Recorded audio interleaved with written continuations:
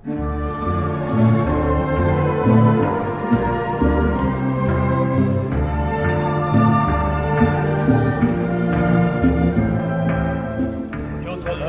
malikasi ekansan, buni sening ko'zlaringdan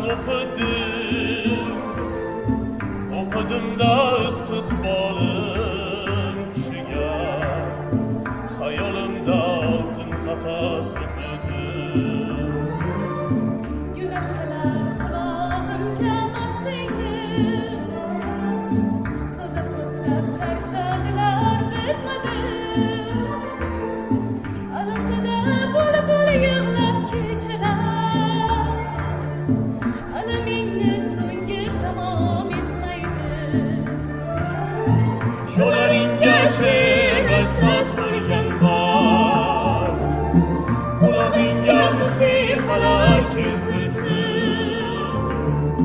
Qachon sening musiqali ovozing sening meni suyganingni bildirur. Yo'laringga she'r aytsa so'rgan bor, qulog'ingga musiqalar keltirsin. Qachon sening musiqali ovozing sening meni suyganingni bildirur. Ko'zingdagi hikoyaning mazmuni, shoir bo'lsam aytib yig'lardim. O'sha eski jarohatli qalbimni, satrlarin nashtarinlatilardim. Hayolimning qip-qizildan kiyingan parilari hurlarini ko'rdingmi? Alamimdan gullar ekkan yo'llarga, koinotga xayol sochib yurdingmi?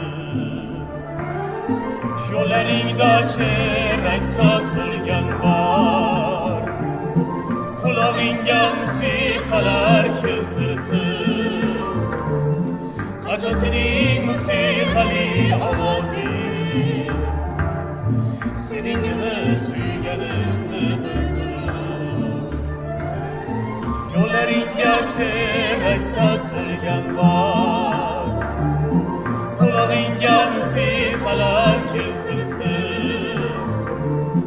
Qachon sening musiqali ovozing sening meni suyganingni